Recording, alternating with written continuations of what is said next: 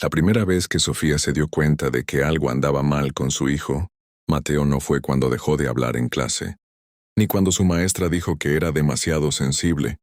Fue una noche silenciosa, casi insignificante en apariencia común. Ella entró a su habitación para darle las buenas noches, y lo encontró despierto, mirando el techo, sin lágrimas, sin enojo, sin palabra alguna, solo una tristeza agotada en los ojos, como si a sus 9 años ya hubiera aprendido a cargar el peso del mundo en silencio. ¿Estás bien, amor?, preguntó ella en voz baja. Mateo no respondió. Se limitó a encogerse de hombros, como si ni siquiera supiera cómo nombrar lo que sentía. Fue ese gesto pequeño y frágil el que a Sofía le atravesó el corazón. No era rabia, era resignación. Algo dentro del niño se estaba rompiendo, pero él lo estaba haciendo a escondidas. Durante años, Sofía se había dicho que lo estaba criando con amor. Se desvivía en el trabajo para darle lo mejor. Lo escuchaba a medias mientras hacía otras cosas. Lo corregía cuando se equivocaba, pero sin explicar por qué. Jamás levantó la mano contra él. Jamás habló con crueldad. Y sin embargo, algo esencial estaba ausente: su presencia emocional. El psicólogo que conocieron después le diría una frase que se le quedaría, clavada como una verdad definitiva. Los niños no se rompen por ausencia de cosas, se rompen por ausencia de conexión. Desde afuera, Mateo parecía un niño normal, obediente, silencioso, con buenas notas, pero por dentro vivía bajo una tormenta que no sabía expresar. Sofía pensaba que protegerlo era evitarle frustraciones, sin darse cuenta de que lo estaba protegiendo también de aprender a ser fuerte. Aquella noche, al verlo sin brillo en los ojos, entendió que ya no podía seguir ignorando el aviso. Su hijo no necesitaba más juguetes, ni ropa nueva, ni distracciones. Necesitaba herramientas emocionales. Necesitaba aprender a ser fuerte, no en apariencia, sino desde adentro. Y para eso ella tendría que aprender primero. Fue así como comenzó el camino, no buscando culpas, sino comprensión. No preguntándose qué hice mal, sino qué puedo hacer mejor a partir de hoy. Porque criar un hijo mentalmente fuerte no es cuestión de suerte, sino de hábitos diarios, silenciosos y constantes, esos que construyen raíces firmes donde otros solo siembran expectativas. Y Sofía, sin saberlo aún, estaba a punto de descubrir los 12 hábitos que transforman no solo a un niño, sino también a un padre. Al día siguiente, Sofía comenzó a observar a Mateo con otros ojos, no como una madre que supervisa, sino como una madre que escucha. Se dio cuenta de que siempre había reaccionado a sus emociones intentando arreglar rápido lo que sentía. Si lloraba, lo distraía. Si se frustraba, le decía, no es para tanto. Si tenía miedo, lo invitaba a ignorarlo. Creía que lo consolaba, pero en realidad, lo estaba dejando solo frente a su propio mundo interior. Esa tarde, cuando Mateo llegó de la escuela, dejó su mochila en el piso y se sentó en silencio. Sofía respiró hondo y se acercó con calma. «Te veo triste», dijo suavemente. «¿Quieres contarme qué pasó?» El niño dudó. Estaba acostumbrado a callar porque cada vez que lo intentaba, le respondían con frases como «no llores», «eso es una tontería», «ya pasará», o «tienes que ser fuerte», confundiéndolo aún más. Para él, sentir era sinónimo de problema. Esta vez, Sofía no llenó el silencio. Esperó. Fue un silencio distinto. No el que empuja, sino el que invita.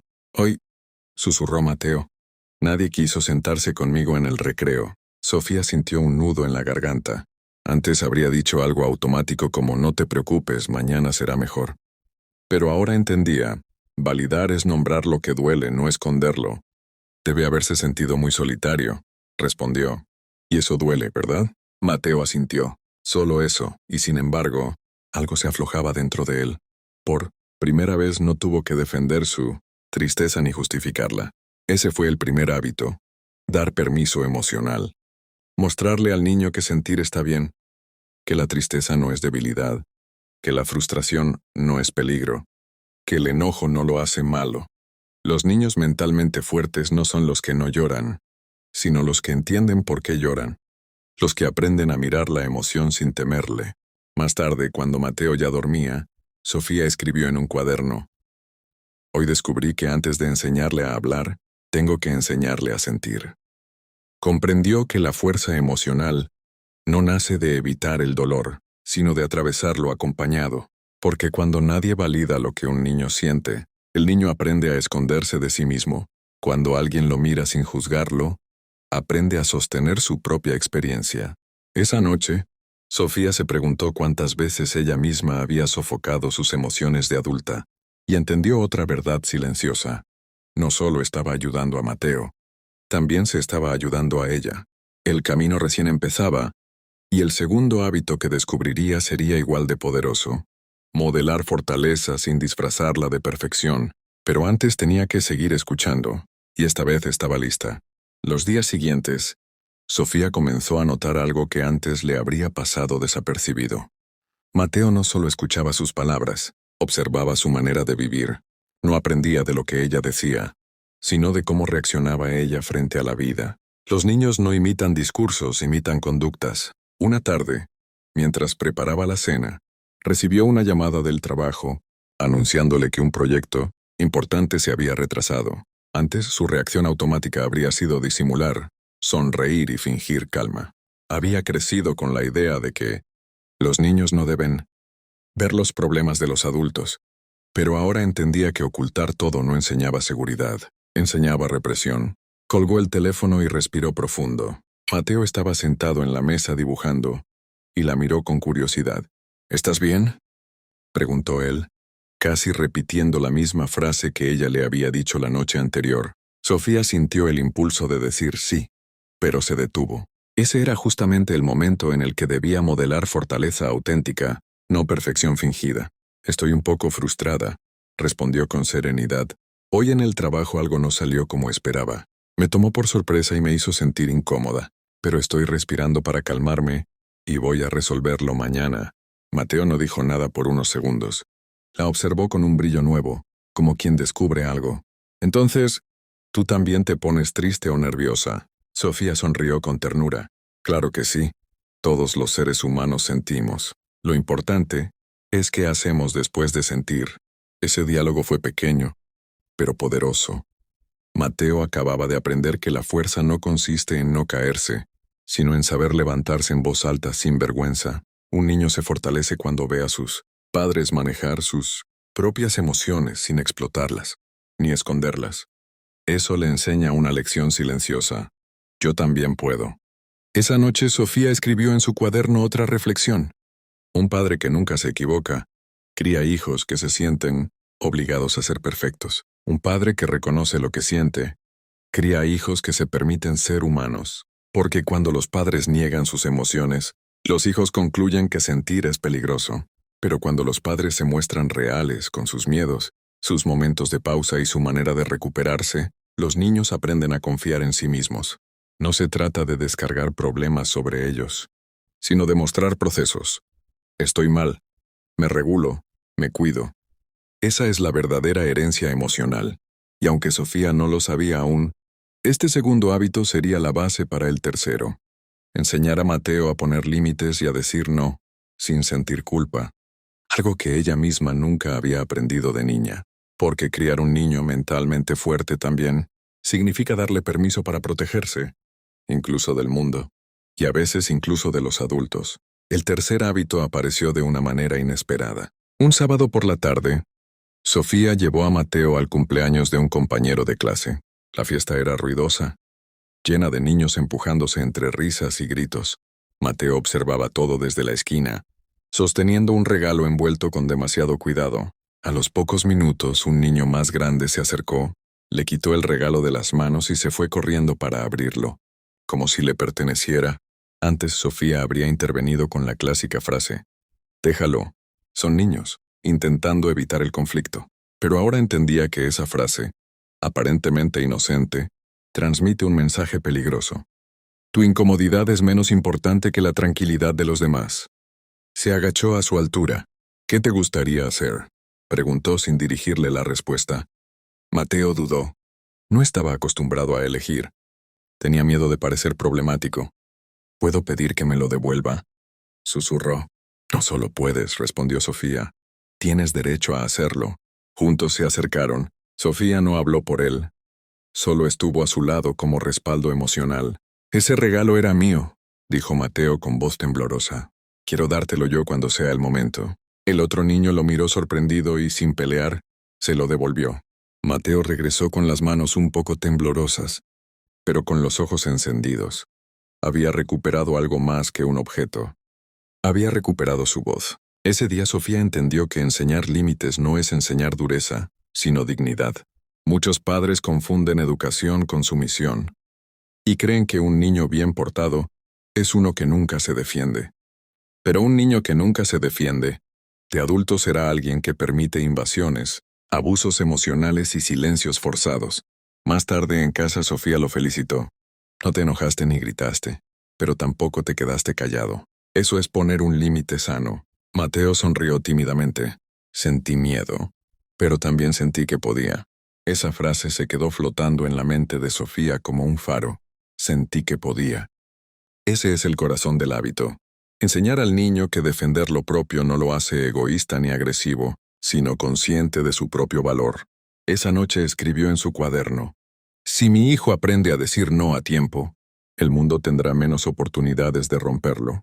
Los niños mentalmente fuertes no nacen valientes. Practican la valentía en las cosas pequeñas, y cada vez que alguien los respalda mientras aprenden, se vuelven un poco más libres. Ahora era momento del cuarto hábito, uno que a Sofía le costaría aún más, porque exigía mirar hacia su propia infancia. No rescatar demasiado rápido, permitir que el niño tolere la frustración, sin sentir que el mundo se acaba. Y ese aprendizaje estaba a punto de ponerse a prueba. El cuarto hábito llegó una tarde de tareas escolares. Mateo estaba resolviendo un ejercicio de matemáticas y, al no lograr que los números coincidieran, comenzó a inquietarse. Frunció el ceño. Borró con demasiada fuerza y rompió casi la hoja sin querer. No me sale, murmuró con un hilo de voz. Antes, Sofía habría corrido a sentarse a su lado para explicarle paso a paso, casi resolviéndolo por él. La intención era protegerlo de la frustración, pero en realidad lo despojaba de algo invaluable, la oportunidad de descubrir que puede perseverar. Esta vez respiró y se contuvo. Se acercó, pero no para resolverlo por él, sino para acompañarlo emocionalmente. Veo que estás frustrado, dijo en tono tranquilo. Eso significa que tu cerebro está trabajando, no que no seas capaz. Mateo la miró sorprendido. Esperaba que ella tomara el lápiz, lo arreglara todo y lo liberara del malestar, pero Sofía permaneció a su lado sin invadir. ¿Quieres que te dé la respuesta o quieres que te ayude a pensarla?, preguntó. Mateo dudó. La salida fácil era tentadora, pero eligió la segunda. Ayúdame a pensarla. Sofía sonrió. No tocó el cuaderno. Solo hizo preguntas pequeñas, guiadas. ¿Cuál fue el paso anterior?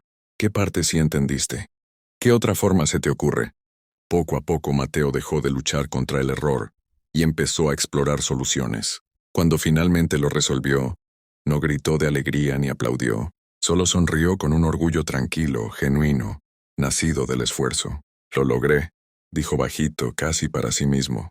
Ese lo logré tenía un peso que ninguna felicitación vacía podría igualar. Era la experiencia de autoeficacia, esa certeza silenciosa de «yo puedo, aunque tarde». Sofía escribió esa noche en su cuaderno: rescatar demasiado rápido no es amor, es impaciencia disfrazada de protección. Si siempre llego antes que él a resolver su incomodidad, nunca aprenderá que puede atravesarla. Allí entendió algo fundamental.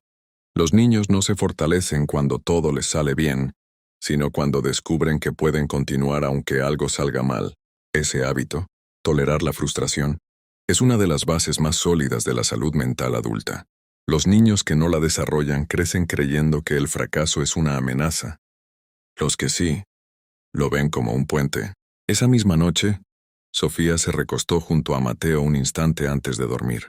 ¿Sabes qué fue lo mejor de hoy?, le dijo. ¿Qué?, preguntó él. Que no te rendiste. Eso te hizo más fuerte que ayer. Mateo cerró los ojos con una sonrisa tranquila. Nadie lo había hecho sentir capaz antes.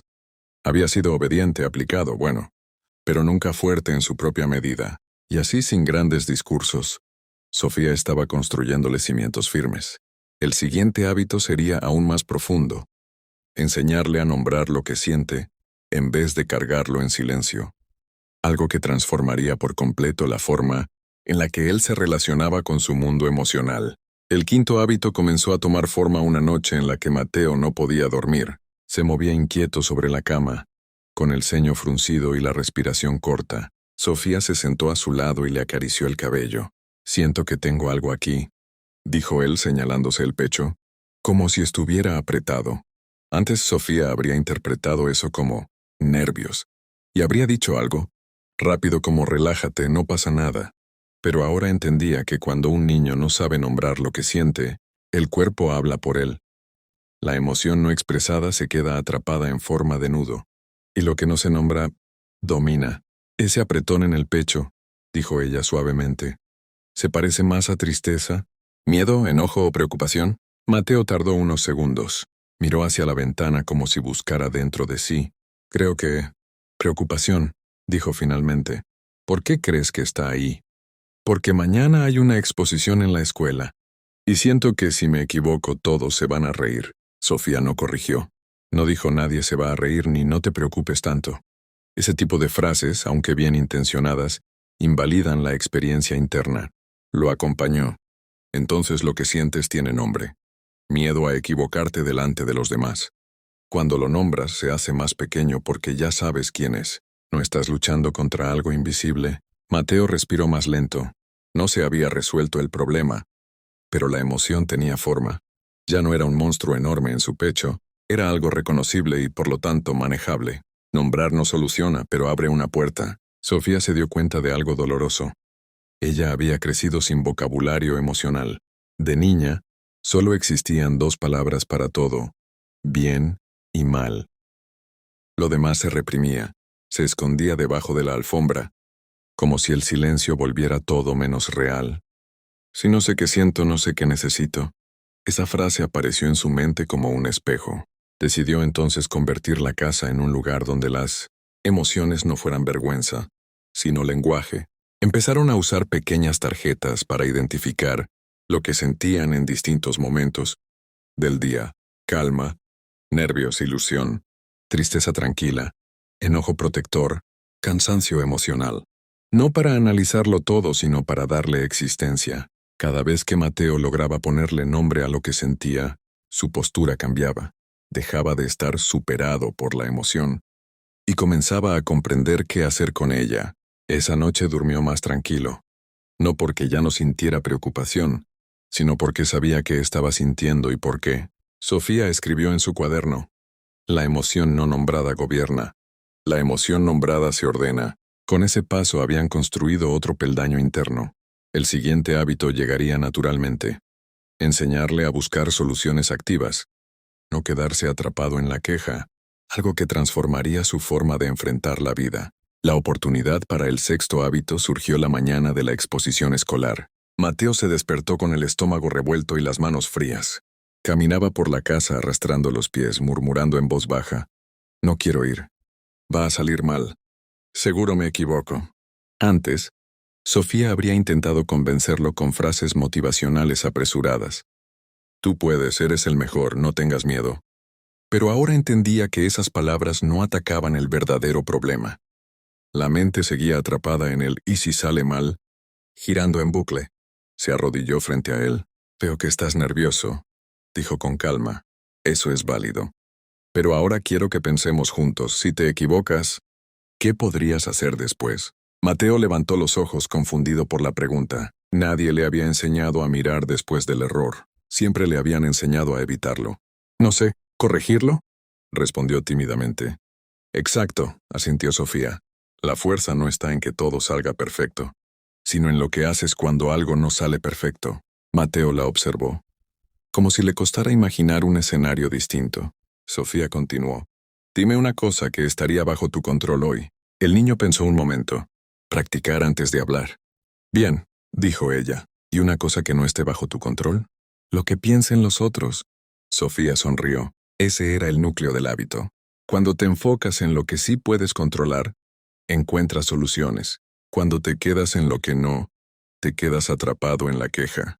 Durante el camino a la escuela, en vez de alimentar sus miedos, Sofía lo ayudó a construir un plan sencillo. Si me trabo, respiro. Si olvido, miro mis tarjetas. Si me pongo rojo, sigo hablando. Si alguien se ríe, recuerdo que puedo terminar igual. Era la primera vez que no escapaba de la incomodidad, sino que aprendía a atravesarla. La exposición no fue perfecta. Se trabó 2 veces. Sus manos temblaron y una frase salió desordenada. Pero terminó. Y cuando escuchó los aplausos moderados, no excesivos ni falsos, solo reales, sintió una oleada de alivio que no fue triunfo sino autoconfianza. Al salir no dijo me salió bien. Dijo algo mucho más importante. Pensé que iba a sentirme peor. Y no fue tan grave. Eso era crecimiento interno. Esa noche Sofía escribió: la queja alimenta el miedo. La solución alimenta la valentía. El mundo está lleno de adultos que no resuelven, solo repiten lo que les duele. Pero un niño que aprende a preguntarse, ¿qué puedo hacer ahora?, crece con herramientas, no con excusas. El próximo hábito sería uno de los más delicados y profundos. Enseñar a Mateo a no buscar aprobación constante, a sentirse suficiente incluso cuando no es aplaudido. El tipo de fortaleza que solo madura cuando el amor propio deja de depender de los ojos ajenos. El 7º hábito se reveló algunos días después de la exposición. Mateo había hecho un buen trabajo, pero algo inquietante ocurrió después. Pasó toda la tarde preguntándole a Sofía una y otra vez si lo había hecho bien, si los demás lo habían visto valiente, si la maestra estaba orgullosa. No buscaba comprensión, buscaba confirmación. Cada vez que Sofía respondía con un sí, lo hiciste excelente, él sonreía por unos segundos, pero luego volvía a preguntar lo mismo desde otro ángulo. No era alegría, era un vacío pidiendo aplausos para existir. En la noche, Sofía entendió que Mateo no estaba celebrando lo que había logrado, sino mendigando validación, como si su valor dependiera del reflejo que los demás le devolvieran. Al día siguiente, cuando él volvió con la pregunta disfrazada de otra forma, ¿crees que fui valiente?, ella no respondió de inmediato. Lo miró con ternura y le dijo: lo importante no es si yo creo que fuiste valiente, sino si tú lo sientes así. Mateo se quedó callado. Por primera vez alguien le devolvía la pregunta hacia adentro, no hacia afuera. No lo sé, respondió casi en susurro. ¿Y si no fui suficiente? Sofía sintió un nudo en la garganta. Ahí estaba la herida oculta que muchos adultos siguen arrastrando. La idea de que ser suficiente depende de ser aceptado. Se sentó a su lado. Mateo, cuando buscas que otros te digan quién eres, les entregas tu fuerza. Cuando tú mismo lo sabes, tu fuerza se queda contigo. Él frunció un poco el ceño intentando entender. ¿Y si alguien piensa que no lo hice bien? Entonces será la opinión de alguien. Pero no será tu verdad. Hubo silencio. Un silencio distinto al de la duda. Era un silencio de digestión emocional. Sofía decidió enseñarle un ejercicio sencillo. Antes de buscar aprobación en otros, preguntarse 3 cosas. 1. ¿Estoy orgulloso de mi esfuerzo? 2. ¿Hice algo que me acerque a la persona que quiero ser? 3. ¿Me atreví aunque tuve miedo? Si la respuesta era sí, entonces no necesitaba aplausos. Ya se había ganado la mirada más importante, la suya. Esa noche, en lugar de repetirle «lo hiciste muy bien», Sofía le dijo: «No estoy orgullosa de tu resultado, estoy orgullosa de tu coraje». Mateo bajó la mirada y sonrió, no con euforia, sino con calma, esa calma que nace cuando algo encuentra lugar dentro. En su cuaderno, Sofía escribió después: un niño que aprende a sentirse suficiente no se quiebra cuando lo dejan fuera, ni cuando lo critican, ni cuando el mundo no le aplaude. El siguiente hábito sería igual de profundo: enseñar a Mateo a autorregularse, a calmarse desde adentro sin necesitar gritos, amenazas o castigos externos, porque la verdadera fortaleza no es controlar el mundo, sino aprender a dirigirse a uno mismo. El 8º hábito llegó una tarde aparentemente tranquila. Mateo estaba construyendo una torre de bloques en el suelo del salón. Llevaba casi 20 minutos concentrado hasta que, sin querer, su codo rozó la base y toda la estructura se derrumbó. Su cara cambió en un segundo. El ceño se tensó. Los hombros se levantaron, la respiración se aceleró. Las lágrimas aparecieron de golpe, no por el error, sino por la impotencia. «Siempre me sale mal», exclamó. Sofía sintió el impulso inmediato, casi automático, de reconstruir con él la torre para calmarlo, pero se detuvo. Había aprendido que el objetivo no era que dejara de llorar rápido, sino que aprendiera qué hacer con lo que sentía. Se sentó a su lado sin tocar las piezas. «Parece que estás muy frustrado», dijo con voz serena. Mateo apretó los puños. Antes cualquier emoción intensa derivaba en rabieta. Ahora comenzaba a reconocer lo que ocurría dentro de sí. No quiero sentir esto, dijo entre sollozos.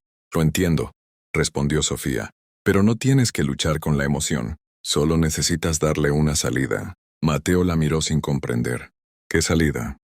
Respira conmigo. Ella colocó una mano sobre su propio pecho y lo guió con una respiración profunda.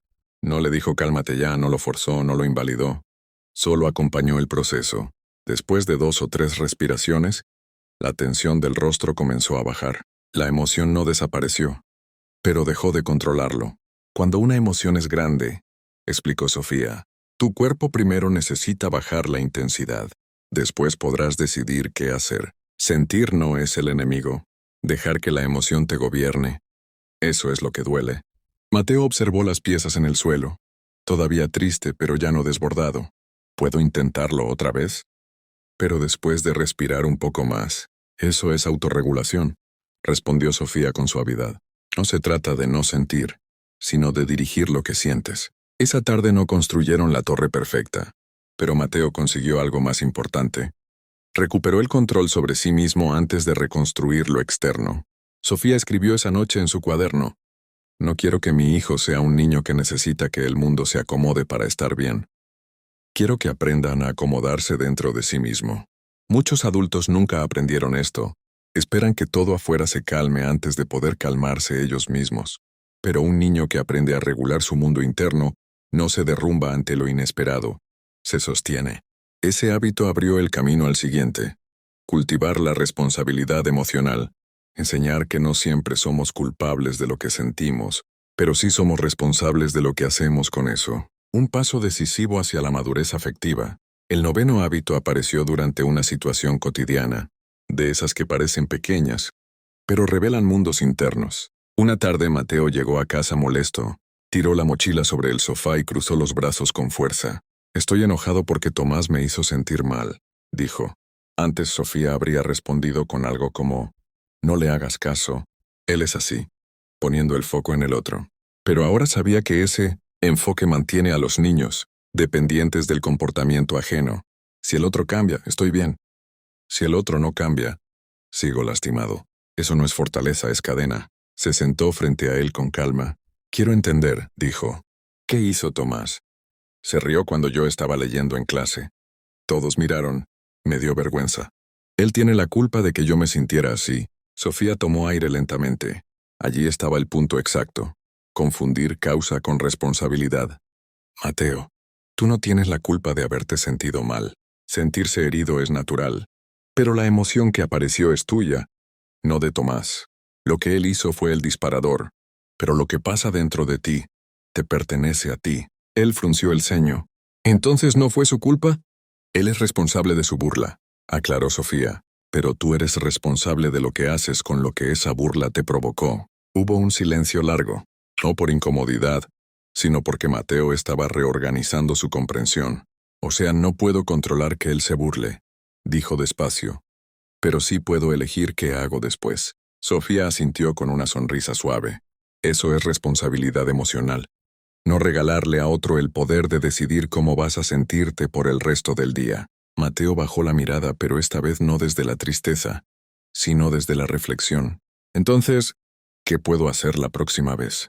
Primero reconocer lo que sientes. Después preguntarte, ¿qué necesito ahora para estar bien conmigo? No para vencerlo, no para cambiarlo, sino para cuidarte. Ese día no hubo grandes lecciones teóricas, solo una semilla. Entender que la emoción nace en uno, y por eso también uno puede transformarla. Antes de dormir, Mateo dijo algo que marcó un antes y un después. Si lo que siento es mío, entonces también puedo aprender a protegerlo. Sofía sintió un calor en el pecho, no orgullo superficial, sino el alivio profundo de ver que su hijo estaba dejando de ser un espectador de sí mismo para convertirse en protagonista. Esa noche escribió en su cuaderno: no quiero criar un niño que se pase la vida diciendo, ellos me hicieron así. Quiero criar a alguien que pueda decir, esto sentí y esto elegí hacer con ello. El siguiente hábito, el 10º, cerraría otro círculo emocional importante. Enseñar que pedir ayuda no es debilidad, sino inteligencia emocional. Porque un niño fuerte no es el que puede solo, sino el que sabe cuándo y con quién sostenerse. Durante años, Sofía había cargado con la idea, invisible pero pesada, de que lo fuerte es aguantar. Esa herencia silenciosa la había hecho crecer sin pedir ayuda, incluso cuando la necesitaba desesperadamente. Por eso enseñar a Mateo lo contrario no era un hábito solo para él, era una reeducación también para ella. La oportunidad llegó una tarde de lluvia, cuando Mateo estaba intentando armar una maqueta para la escuela. Llevaba casi una hora batallando con las piezas sin que encajaran. Su respiración se aceleraba. Los gestos se endurecían y, como tantas veces antes, estaba a un paso de explotar. «No quiero ayuda», dijo apretando los dientes cuando Sofía se acercó. «Yo puedo solo». Esa frase no venía de orgullo. Venía del miedo a parecer incapaz. Un niño no nace pensando que pedir ayuda es debilidad. Lo aprende. Sofía se sentó a su lado sin tocar nada.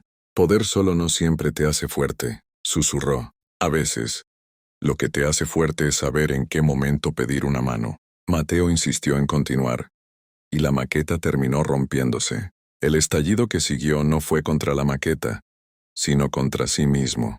«Soy un inútil», murmuró. Esa frase le dolió más a Sofía que cualquier grito. Se agachó hasta su altura. «No eres inútil. Estabas intentando hacerlo sin apoyo, como si pedir ayuda te hiciera menos.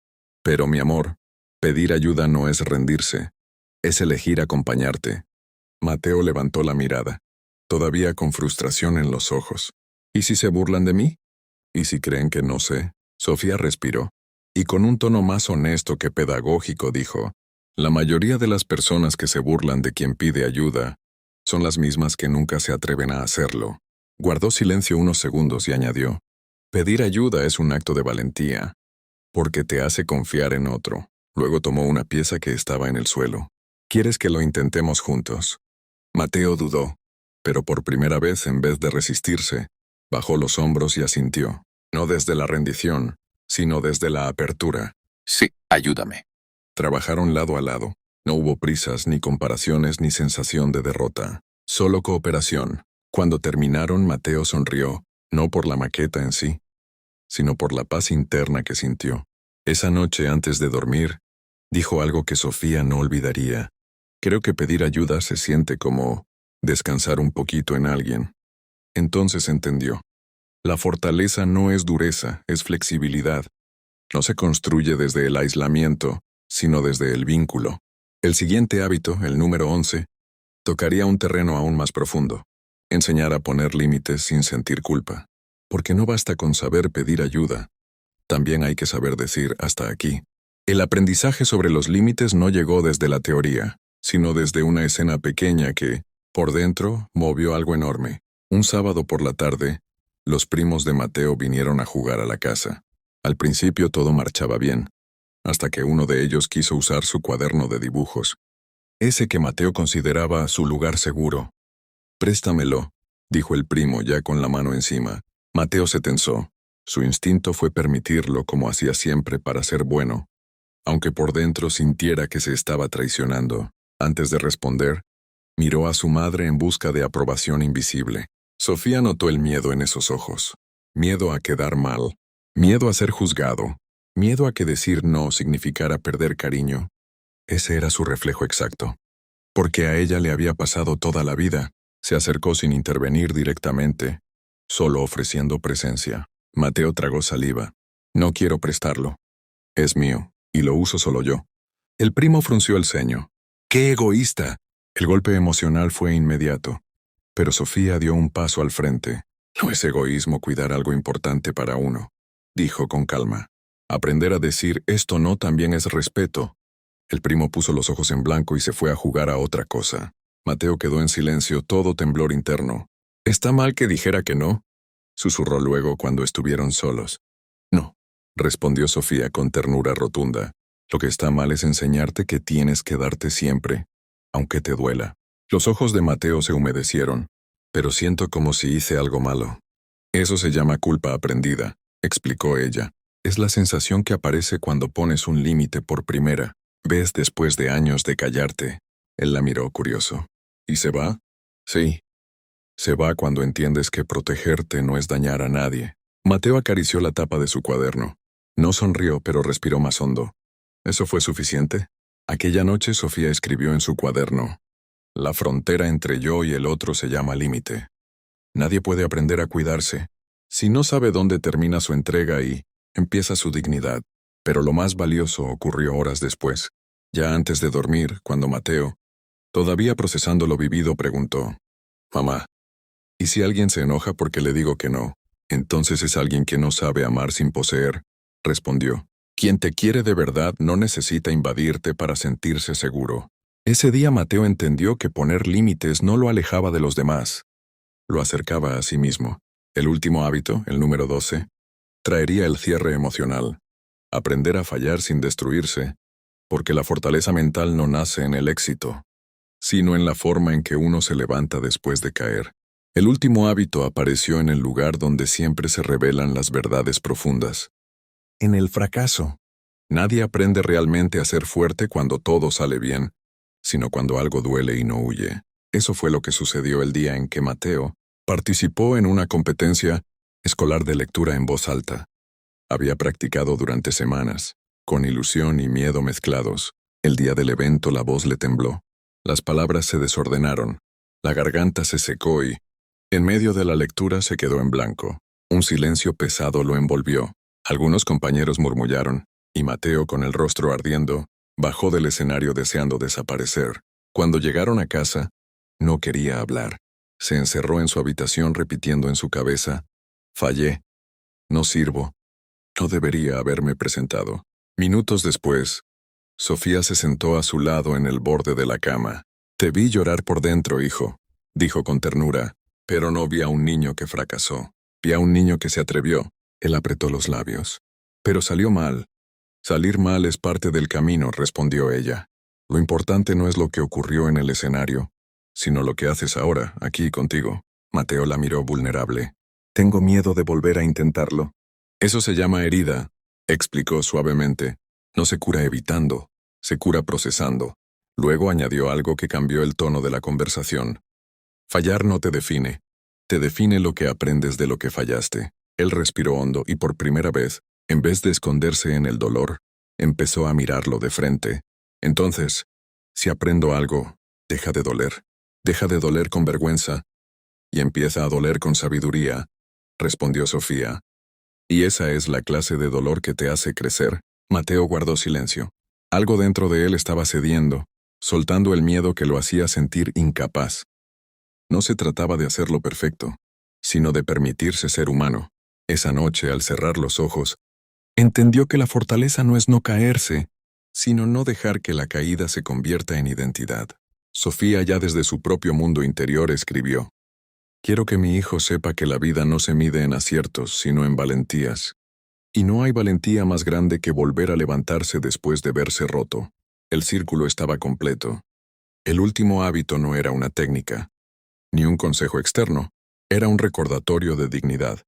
Porque un niño que aprende a mirarse con compasión después de fallar, está destinado a convertirse en un adulto que no se abandona cuando la vida aprieta. Y así, en el silencio de esa noche, Sofía comprendió que estos 12 hábitos no estaban formando solo a un niño mentalmente fuerte. También estaban reparando a la niña herida que ella había sido. Los cambios profundos nunca llegan con ruido. Se instalan en silencio, hasta que un día se vuelven evidentes. Eso fue lo que ocurrió semanas después, cuando Mateo vivió una escena que pasó desapercibida para todos, excepto para Sofía. En el recreo un compañero tropezó y se burlaron de él. Antes, Mateo habría callado por miedo a destacar. Esta vez, sin gritar ni enojarse, dijo con claridad: «No tienes que humillar a alguien para sentirte grande». No lo dijo para lucirse ni para quedar como el héroe. Lo dijo desde un lugar que antes no conocía. Autodefinición. Ese fue el momento exacto en que Sofía entendió que no estaba criando a un niño obediente. Estaba criando a un niño con raíz. Esa tarde, al volver a casa, él mismo le contó el episodio. No como una hazaña, sino como quien comparte algo natural, identitario, propio. Ella lo escuchó con un brillo discreto en los ojos. No orgullo vanidoso, sino gratitud. Habían pasado meses desde que inició este camino, Y Sofía también había cambiado. Ya no reaccionaba con miedo. Ya no educaba desde la herida. Ya no buscaba perfección, buscaba presencia. Porque un niño mentalmente fuerte no nace de un manual, sino de un adulto emocionalmente disponible. Antes de dormir, Mateo preguntó, «Mamá, ¿crees que ya soy fuerte?» Sofía acarició su cabello. «Eres fuerte no porque no sientas, sino porque aprendiste a no abandonarte cuando sientes». Hubo un silencio cálido. El tipo de silencio que no pesa, sino sostiene. «¿Y tú también eres fuerte?», preguntó Mateo. Ella respiró hondo. Una parte de su historia se iluminó. «Estoy aprendiendo», respondió. «Igual que tú». Mateo sonrió. Y ese gesto fue la confirmación final. Ella no solo estaba formando a su hijo, estaba reescribiéndose a sí misma. Porque al final criar no es moldear. Es acompañar hasta que el otro recuerde que ya tenía dentro lo que buscaba afuera. Sofía cerró su cuaderno aquella noche con una frase simple, pero definitiva. Los niños mentalmente fuertes no son los que nunca caen. Son los que saben que siempre podrán volver a levantarse sin dejar de amarse. Y con eso, el ciclo se completó. No con un final triunfante, sino con una verdad madura. La fortaleza no es destino. Es práctica, es hábito, es mirada interior. Educar a un niño emocionalmente fuerte no se trata de prepararlo para sufrir, sino de enseñarle a no lastimarse a sí mismo cuando la vida duela. Ese fue el descubrimiento más profundo de Sofía. Su tarea no era blindar a Mateo del mundo, sino enseñarle a sostenerse en él. Mientras escribía en su cuaderno una noche tranquila, se dio cuenta de algo esencial. Todos los hábitos que había aprendido junto a su hijo eran, en realidad, formas distintas de recordarle su humanidad. No enseñarle a reprimir, sino a sentir. No enseñarle a complacer, sino a escuchar su propia voz. No enseñarle a ser perfecto, sino a ser auténtico. No enseñarle a ganar, sino a levantarse. Porque el verdadero contrario del dolor no es la fortaleza, sino la presencia interna. Ella comprendió, tal vez por primera vez, que la crianza no es un acto de control. Es un acto de espejo. Los hijos no aprenden lo que se les dice, aprenden lo que se les muestra viviendo. Y cuando un niño crece viendo a un adulto que se respeta, se cuida, se perdona y se acompaña, aprende a hacer lo mismo consigo. Los 12 hábitos no fueron técnicas, fueron raíces. 1. Mirarse con honestidad. 2. Nombrar lo que duele. 3. Validar lo que se siente. 4. Aceptar la vulnerabilidad. 5. Reconocer la diferencia entre deseo y necesidad. 6. Buscar calma antes que respuesta. 7. Elegir conscientemente. 8. Saber reparar. 9. Ser responsable de las propias emociones. 10. Pedir ayuda sin vergüenza. 11. Poner límites sin culpa. 12. Fallar sin destruirse. Sofía ya no aspiraba a criar a alguien fuerte como una muralla, sino fuerte como un árbol, flexible cuando sopla el viento, firme en sus raíces, capaz de inclinarse sin quebrarse, y esa transformación, silenciosa pero visible, tuvo un efecto profundo. Ella también dejó de sentirse a la deriva. Criando a su hijo, se estaba criando a sí misma. La última frase que escribió esa noche fue la que cerró su propio viaje. Un niño mentalmente fuerte no nace del control, nace del permiso para ser, para sentir, para equivocarse y aún así seguir siendo digno de amor. Cuando cerró el cuaderno supo que el viaje no terminaba ahí, solo se abría un nuevo capítulo. El de vivir cada día como un recordatorio de lo aprendido, porque criar no es fabricar, criar es acompañar, criar es sostener la mano sin apagar el alma. La moraleja de esta historia no es que existan padres perfectos ni niños invencibles. La verdadera enseñanza es que la fortaleza emocional no se hereda, se modela, se acompaña y se practica. Un niño mentalmente fuerte no es aquel que nunca llora, ni el que siempre sabe qué hacer, ni el que avanza sin miedo. Es el que aprende a no traicionarse a sí mismo para ser aceptado por otros. Los padres no forman hijos fuertes enseñándoles dureza, sino enseñándoles a sentirse seguros dentro de sí mismos, incluso cuando el mundo no lo está. Porque la fuerza real no está en ganar batallas externas, sino en no perder la batalla interna de dignidad. Muchos adultos pasan la vida entera intentando reparar la herida de no haberse sentido vistos, validados o sostenidos en su infancia. Sofía entendió que la mayor herencia que puede dejarse no es dinero, ni estudios ni premios, sino la capacidad de un niño de mirarse sin vergüenza y de sostenerse sin abandonarse. El viaje de Mateo no fue lineal. Hubo retrocesos, dudas y lágrimas, pero en cada paso, en cada hábito, en cada microdecisión, él fue construyendo un piso interno firme, el permiso de ser él mismo sin castigarse por ello. Y ahí está la raíz de todo. La salud emocional comienza el día que un niño comprende que merece amor también cuando se equivoca. Frases destacadas para Reels, narración o cierre visual. Un niño fuerte no es el que aguanta, sino el que aprende a sostenerse sin romperse. Pedir ayuda no es rendirse, es elegir no cargarse solo. Quien aprende a fallar sin destruirse, aprende a vivir sin miedo. Los límites no alejan el amor, alejan el abuso. No eduques para agradar al mundo, educa para habitarse a sí mismo. La verdadera fortaleza no es dureza, es raíz. Un niño que se siente digno aprende a tratarse con respeto, incluso cuando nadie lo ve. La herida más profunda no viene del dolor, sino del abandono interno. Criar no es moldear, es acompañar mientras el otro se descubre. Nadie puede con el mundo si antes no puede con su propio diálogo interno. Antes de cerrar, Sofía entendió algo que resumía todo el camino recorrido. Un niño no llega a ser mentalmente fuerte por lo que se le exige, sino por cómo se le acompaña. La presencia crea raíz. La validación crea autoestima. La escucha crea paz interior. No es disciplina severa. Es vínculo seguro. La fortaleza emocional no nace el día que un niño ya no llora, sino el día en que puede llorar sin sentirse débil. Ahí cambia todo.